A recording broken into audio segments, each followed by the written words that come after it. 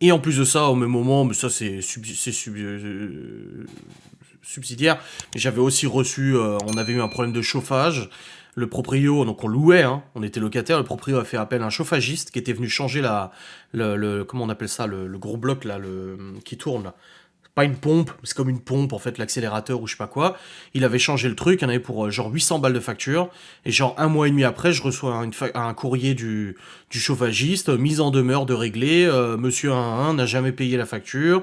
On revient vers vous, locataire, pour le faire. Je dis, mais c'est pas à nous de le payer, hein, on est locataire, c'est pas à nous de payer cette facture. J'avais renvoyé au proprio la facture en disant, bah le chauffagiste il est pas content du tout, et tout ça.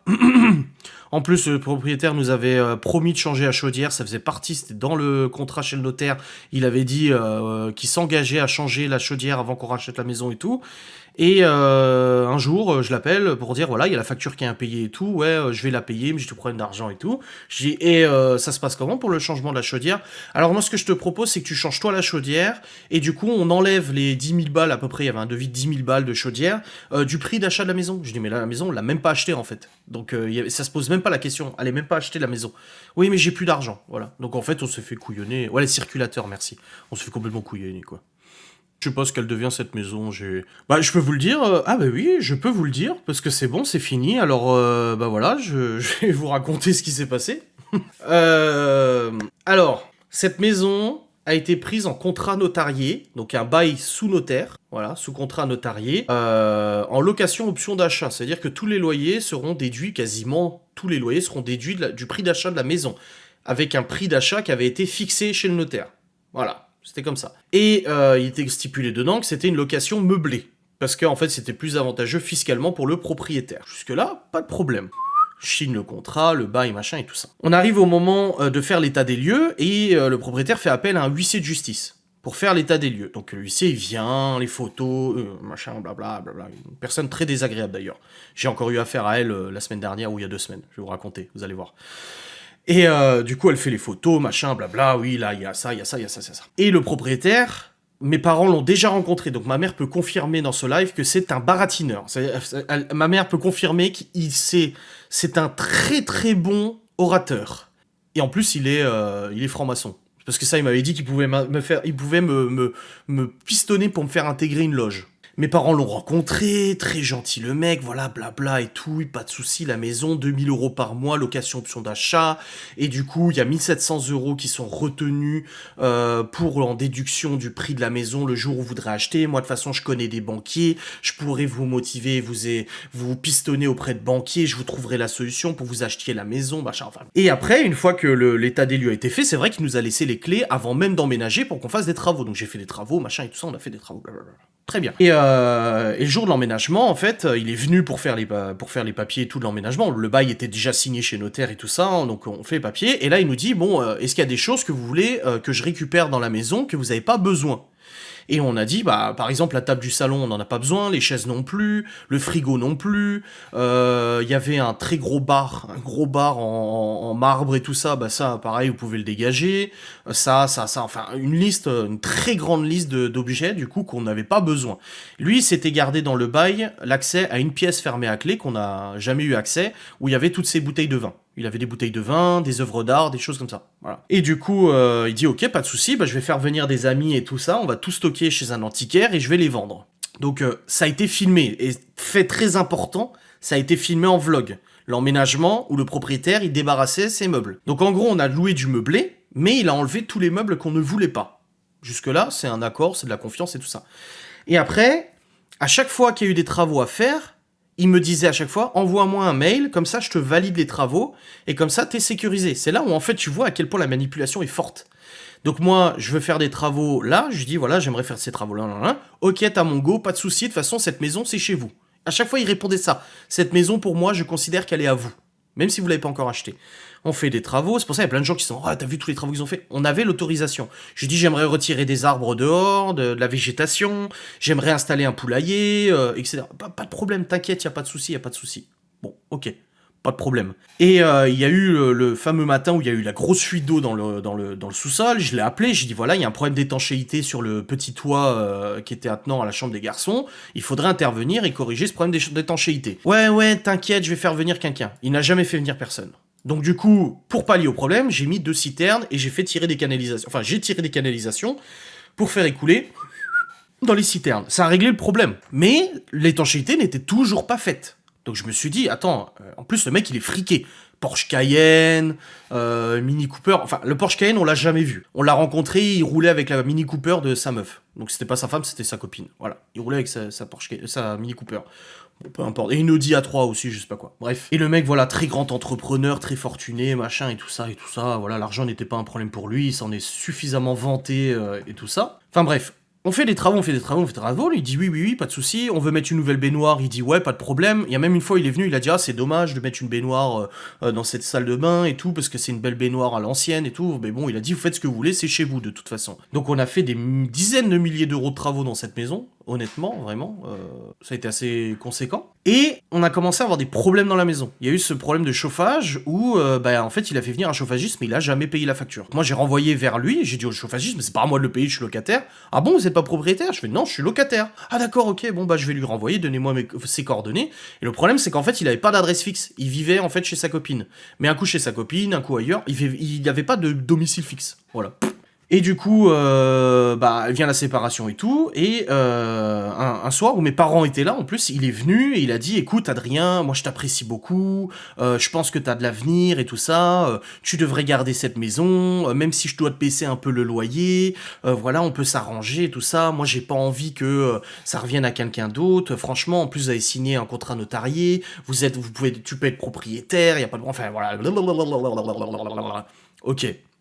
Il me dit ça et tout, moi je lui dis non, non, je resterai pas dans la maison, d'ailleurs je vais poser mon préavis, parce que j'ai trouvé une autre maison avec ma compagne et tout, et je pose mon préavis, boum, et il me répond, il m'envoie un mail en disant j'ai bien pris connaissance du préavis et tout ça, blabla, etc. Pour l'instant de l'autre côté j'ai pas reçu de préavis, donc la mère des enfants n'avait pas posé son préavis et tout, c'était au mois de février ou janvier, je sais plus, quelque chose comme ça. Donc là, pour moi, les contacts se coupent avec lui. J'ai plus de nouvelles, plus de contacts, plus rien, plus d'SMS, plus de mails. Ça s'arrête. Préavis. Je quitte du coup au bout d'un mois, car c'est un meublé, je peux quitter au bout d'un mois. J'ai le droit. La mère des enfants me dit non, t'as pas le droit, moi il m'a dit que c'était interdit et tout ça. Je dis non, t'as le droit de quitter au bout d'un mois, c'est un meublé et tout ça. Et là elle me dit ouais, moi il m'a dit qu'il me baissait le loyer, que de toute façon il me faisait plus confiance à moi qu'à toi. Et là je me suis dit, putain il est pas chier, lui, il a dit exactement la même chose à moi. En fait, il avait il disait la même version aux deux personnes des deux côtés, tu vois. Et là, je me suis dit, c'est quand même vachement bizarre, quand même.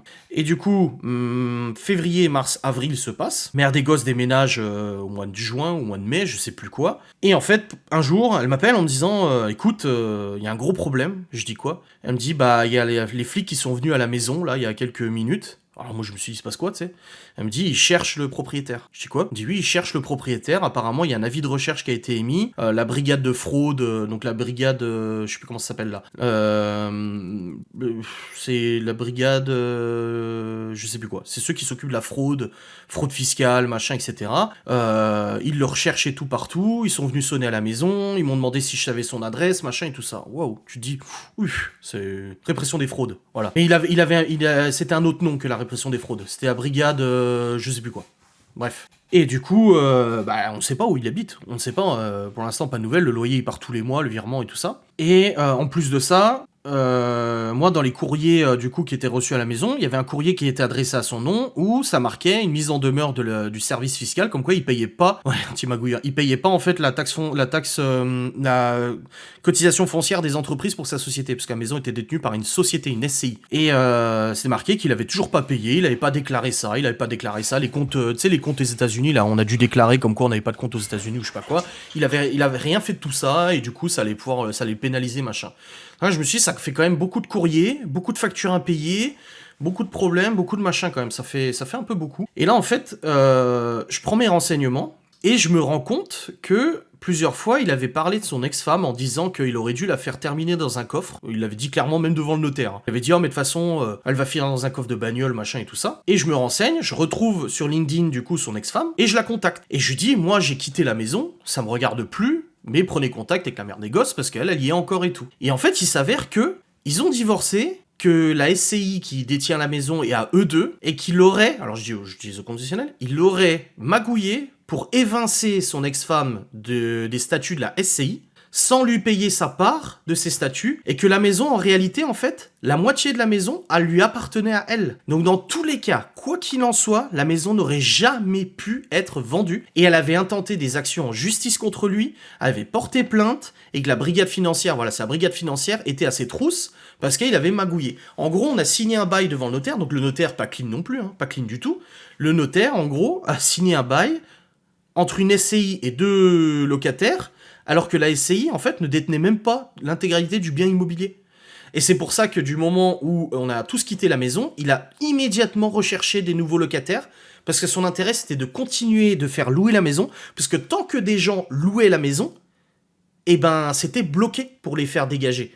Même si l'ex-femme avait gain de cause, et elle l'a dit, de toute façon, même si j'avais gain de cause, je pouvais pas vous dégager de la maison. Je pouvais pas vous foutre dehors. Parce que tu fous pas dehors quelqu'un comme ça en France, tu vois. Et du coup, c'est là où je me suis rendu compte, on s'est rendu compte que, eh ben, finalement, la maison n'aurait jamais pu être achetée. Parce qu'il y avait derrière un conflit entre les actionnaires de la SCI qui n'étaient pas d'accord. Il y en a, lui, il voulait vendre la maison et garder l'intégralité de la part, et elle voulait vendre la maison et prendre sa moitié dont elle était bénéficiaire. Enfin bref, après les discussions ont continué, mais moi j'ai pas suivi parce que j'étais plus dans cette maison. Et un jour, une huissier arrive à la baraque là. D'ailleurs, c'est Laura qui l'a réceptionné. Hein, je peux vous dire, c'était cadeau. Une huissier très, je lui ai dit qu'elle était très désagréable. Qui arrive en disant voilà, je viens, vous avez signé un bail notarié, du coup, il n'y a pas d'action en justice, vous devez immédiatement, sinon saisie sur compte, machin, les loyers impayés. Je dis quel loyer impayé? Je dis quel loyer? Moi, je suis parti depuis le mois de février, j'ai fait mon préavis en bonne et due forme. Non, mais de toute façon, il n'y a pas de préavis ou quoi que ce soit. Vous êtes solidaire pendant 6 mois. Donc pendant 6 mois, de toute façon, vous devez continuer d'assumer le loyer, même si vous êtes parti, etc., s'il y a des impayés. Et en fait, il s'avère que la maman des enfants ne payait plus le loyer depuis 2, 4, 6, 8, depuis 4 mois quasiment. Donc du moment où je suis parti en février, elle a arrêté de payer les loyers. Et résultat, bah, ils sont venus me réclamer la moitié de la somme. Donc j'ai dû payer 4000 € de loyer alors que je ne vivais plus dans ce logement. Voilà. Et la huissier, du coup, je lui ai demandé du temps pour pouvoir faire le nécessaire, parce que je sors pas 4000 balles comme ça. Voilà, c'était en début 2020 en plus. Donc je gagnais pas ce que je gagne maintenant, et puis même ce que je gagne maintenant, c'est compliqué. Et en fait, une semaine après, elle a débarqué à la maison. Hop, elle est rentrée dans la baraque, j'ai ouvert la porte, elle est rentrée sans même machin. Bon, allez, on va procéder à la saisie de vos biens, machin, etc. Vu que vous ne payez pas les 4600 € que je vous demande, je dis, écoutez, je vous fais un chèque, je vous fais le chèque maintenant, je m'arrangerai de mon côté. Je dis, mais c'est bon, je dis, vous me laissez même pas le temps de réfléchir, rien du tout. Elle avait déjà saisi de l'autre côté, du coup, la somme correspondante à l'autre part. Et elle est repartie avec son chèque, et elle m'a plus fait chier et tout ça, et ciao, au revoir, merci, bonsoir. Je me suis dit, à ce moment-là, bon, c'est bon, histoire réglée. Alors j'ai payé des loyers dont j'étais même pas redevable. J'étais même pas redevable de ces loyers, donc bon bah tant pis, je les ai payés quand même.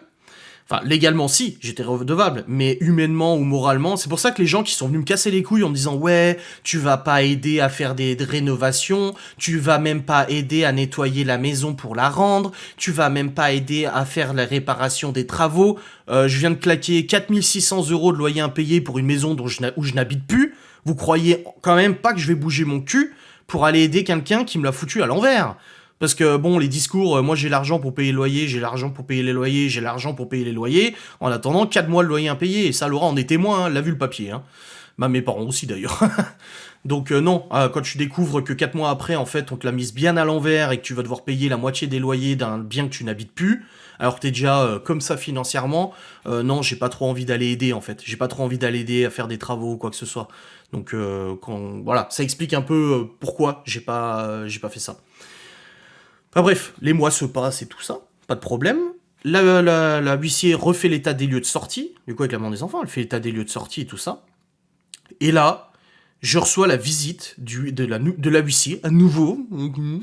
Genre, c'était début 2021. Elle vient à la maison. Poum! Vous êtes assigné en justice par le magouilleur, on va l'appeler comme ça. Dans l'affaire de la location, machin et tout ça, il vous réclame du coup 60 000 €. Il nous réclamait 60 000 €. 60 000. Comprenant l'intégralité de réparation de tous les travaux que vous avez fait dans la maison sans autorisation. Pardon, j'ai les emails. Et l'intégralité de tous les meubles que vous avez substitués alors qu'ils figuraient dans l'état des lieux d'entrée. Bah oui, parce qu'entre l'état des lieux d'entrée et notre accord avec le propriétaire où il a récupéré plein de meubles, en plus des meubles de valeur, hein. Genre il y avait des tableaux à 6000 balles, il y avait le cadre à l'entrée, là, le miroir à l'entrée qu'il avait récupéré, c'était genre 3000 balles, tu sais, il achetait que des trucs de luxe et tout ça, donc ça chiffre très très vite. 60 000 euros. Il nous réclamait 60 000 balles. Ouh là là là là. Alors déjà, ça fait tout bizarre quand tu reçois ça. Là, ma mère s'en souvient, je l'ai appelé, je dis putain, il réclame 60 000 balles et tout. Alors que je savais que j'avais tous les mails et tout ça. Du coup, la maman des enfants m'appelle en me disant qu'elle va engager un avocat pour nous défendre. Elle va engager sa protection juridique, donc c'est un avocat gratuit, protection juridique avec l'assurance. Mais elle m'a dit, je m'en occupe, c'est l'avocat qui s'en occupe, pas besoin de toi de ton côté d'en prendre un parce que ça concerne le dossier complet. Et elle m'a dit, par contre, il faut que tu me fournisses tous les emails du propriétaire où il a accepté les travaux. Il faut que tu me fournisses tous les SMS du propriétaire où il a accepté n'importe quoi. Que tu me fournisses les factures qu'il n'a pas payées, les courriers bizarres qu'on avait reçus, les échanges de son ex-femme, du coup avec toi sur LinkedIn avant qu'elle passe avec la maman des enfants, parce qu'après moi je m'en suis plus occupé. Et surtout, et très important parce que dans les 60 000 balles, il y avait au moins 40 000 euros de mobilier, le vlog ou les vlogs déménagement où il a été filmé en train de débarrasser des meubles, les foutre dans le camion pour l'amener à l'antiquaire. Ainsi que tous les vlogs où il apparaissait, où il parlait, où il disait quelque chose, où il confirmait des propos et tout ça. Donc j'avais fait, putain, je m'étais fait chier à tout récupérer, renvoyer les mails, machin, blabla, et tout, j'avais tout compilé, tout envoyé à l'avocat, etc., etc. Il y a une première audience, il n'est pas venu à l'audience. Il y a une deuxième audience, il n'est pas venu à l'audience. Et il y avait une troisième audience qui avait été programmée du coup pour début 2022, à peu près. Bon, après, la maman des enfants est décédée, donc moi j'ai plus la main sur le dossier, enfin j'ai plus d'infos du dossier, donc je me suis dit, peut-être que la procédure a été annulée, je ne sais pas, j'y connais rien et tout. Et la huissier est venue sonner à la porte il y a un mois, quelque chose comme ça, ou il y a 15 jours. Ouais, voilà, monsieur Sainski, machin et tout ça et tout. Je me dis, oh putain.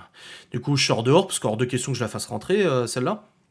Je sors et tout. Alors, j'ai des huissiers, hein, il y en a beaucoup hein, que je paye là. Donc, je peux vous dire que c'est la pire que j'ai eue comme huissier. Hein.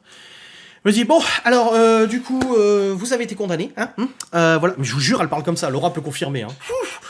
Elle me dit, voilà, donc vous avez été confirmé. Ça va se passer comment maintenant pour le règlement, hein? Ça va se passer comment et tout. Je dis, bah, je vais vous faire un chèque, c'est tout. Je dis, qu'est-ce que vous voulez que je vous dise? Et là, je lui dis, mais j'aimerais savoir combien. Parce que je savais que c'était 60 000 balles qui étaient demandées. Je lui dis, bah, j'aimerais savoir combien, en fait. Et elle sort ses papiers, elle me dit, alors, du coup, en tout, ça fait 5 200 euros. Ça fait beaucoup. Mais j'ai soufflé. J'ai soufflé. Parce que passer de 60 000 à 5 000, ça fait du bien quand même, hein. Et du coup, elle me sort le dossier complet. Alors, du coup, dossier que je n'avais jamais vu, parce que c'est pas moi qui m'en occupais et tout ça. Donc, je lui fais le chèque.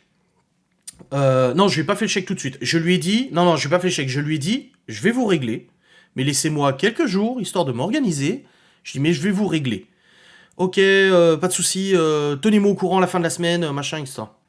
Et du coup, elle me parle, elle dit, ouais, vous me tenez au courant, machin et tout ça. Je dis, oui, je vous tiens au courant, je vous tiens au courant. Et en fait, à la fin de la semaine, j'avais pas encore réfléchi à ça, donc je l'ai pas appelé tout de suite. Et elle revient la semaine d'après, elle retoque à la porte. Oui, monsieur Sainski, bon, bah, du coup, vous avez des comptes à l'étranger? Je fais non. Je dis j'avais des comptes au Luxembourg, je les ai fermés, mais non, j'ai pas de compte à l'étranger. Ah bon? Parce que j'ai quand même fait une interrogation Ficoba, machin et tout ça. J'ai voulu geler tous vos comptes, machin et tout. Je dis quoi?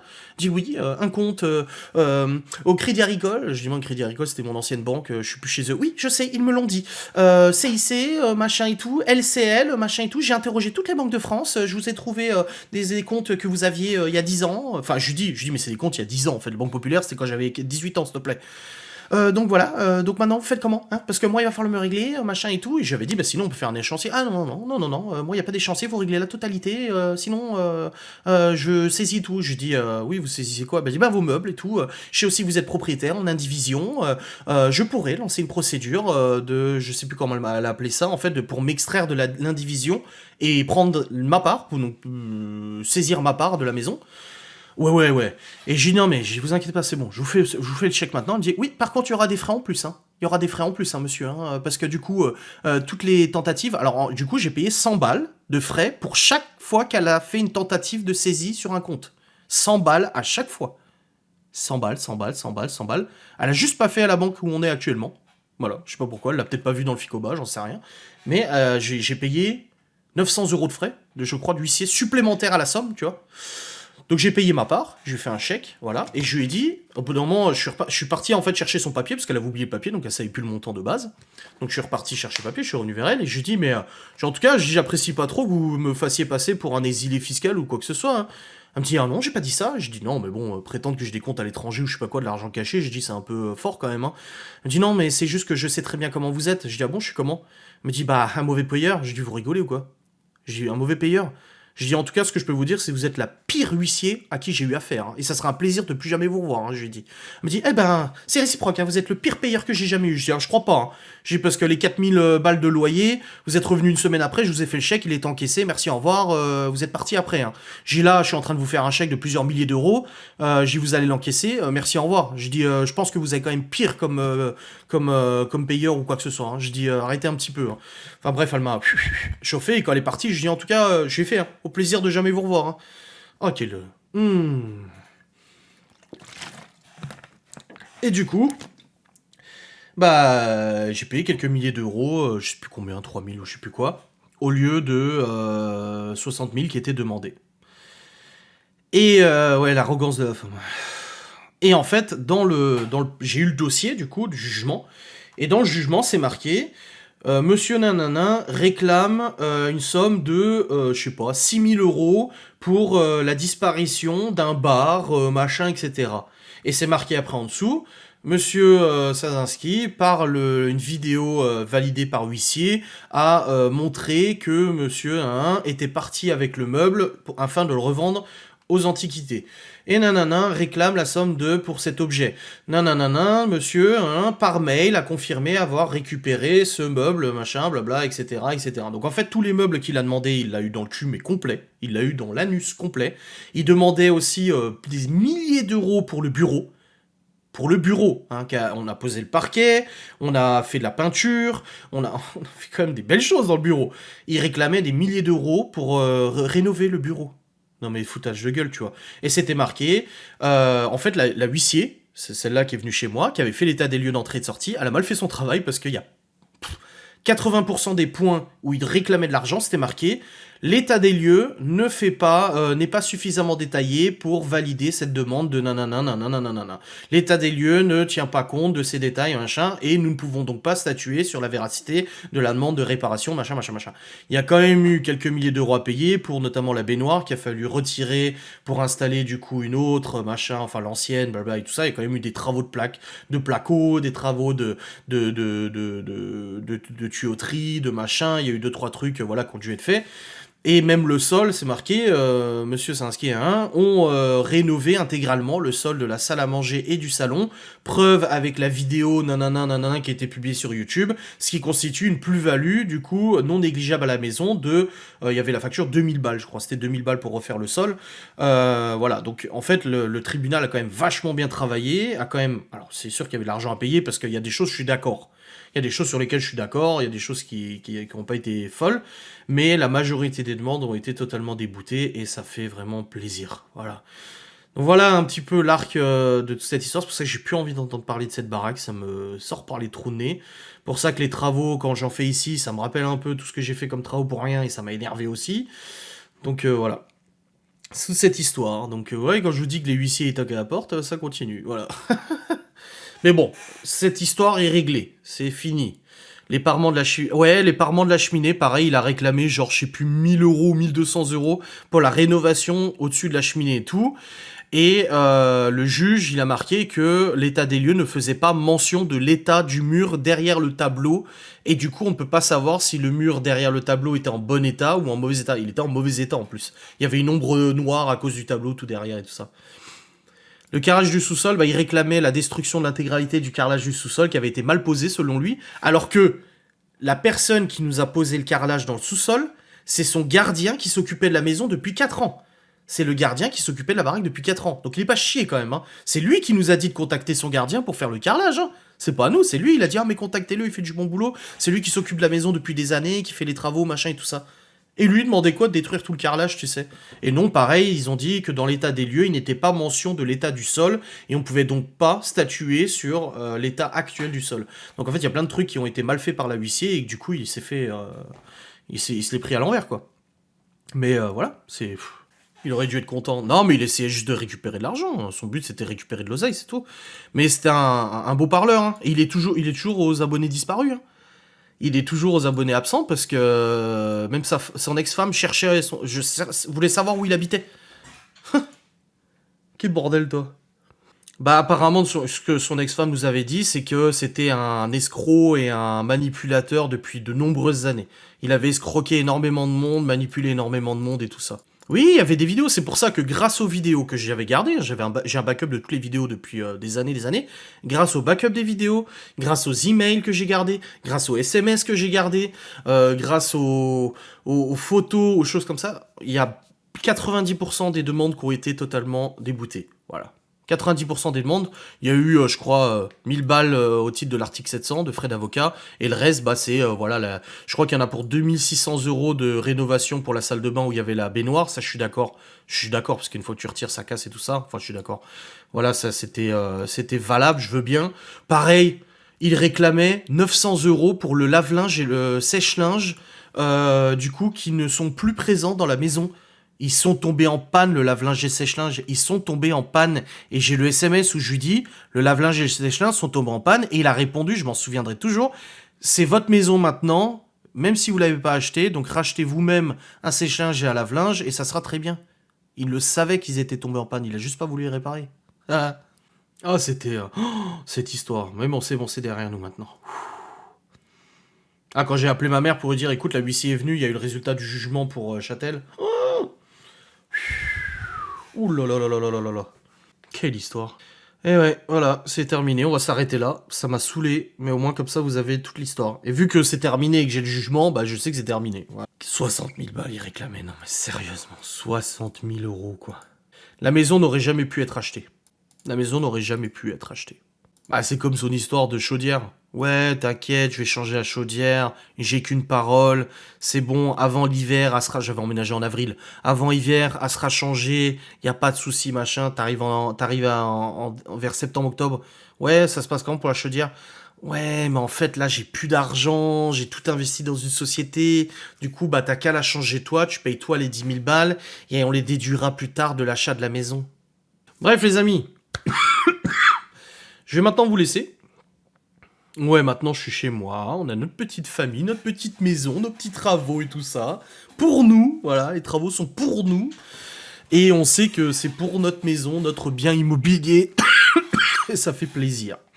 C'est surtout ça qu'il faut retenir. J'espère en tout cas que ce petit live vous aura plu. On se retrouve la semaine prochaine pour un nouveau live, donc pas lundi soir, parce que du coup, bah, lundi soir, il y a l'amour est dans le pré, bien évidemment. Donc mardi soir probablement. Et jeudi ou samedi, je sais plus. Bah non, samedi non, du coup. Mais voilà, dans tous les cas, on se retrouve la semaine prochaine pour des lives. Voilà. Je souhaite une très bonne soirée à tous et à toutes. Demain, vous n'avez pas de vlog, mais vous avez une facecam. Voilà. Elle est programmée à 6h du mat pour en tout.